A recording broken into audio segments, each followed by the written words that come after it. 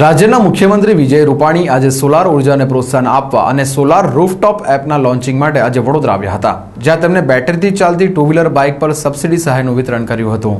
લોકો ઉર્જાની બચત કરે અને સોલાર ઉર્જાનો ઉપયોગ કરે તે માટે કેન્દ્ર સરકાર અને રાજ્ય સરકારોએ સબસિડી આપવાની શરૂઆત કરી છે અને તેની શરૂઆત આજે વડોદરામાં કરવામાં આવી। તો બીજી બાજુ હળવદમાં થઈ રહેલા જૂથ અથડામણમાં મુખ્યમંત્રીએ આ ઘટનાને વખોડી અને સરકાર કાયદો અને વ્યવસ્થા જાળવવા સક્રિય છે તેમ જણાવ્યું હતું। श्री जयेश भाई रमनलाल पटेल,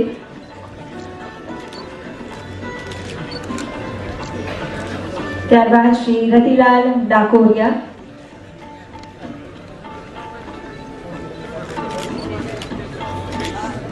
श्री भद्रेश ओझा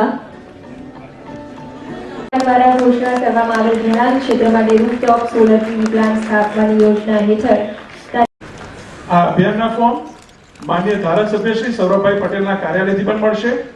तदुपरांत आ समाविष्ट वॉर्डना वॉर्ड प्रमुख और काउंसिलर श्री पासेथी पण मळी रहेशे अने अरजदारने संबंधित जरूर हशे तो फॉर्म पण अकोटा विधानसभाना धारासभ्य श्रीना कार्यालय परथी मार्गदर्शन पण आपवामां आवशे अने फॉर्म भरी पण आपवामां आवशे। तो बीजी बाजु खेडूतोनी जमीन मापणी विवादमां जणाव्युं के एरियल व्यूथी લીધેલી માપણીના કારણે કંઈક પ્રોબ્લેમ થયો છે અને તેને સુધારી લેવામાં આવશે।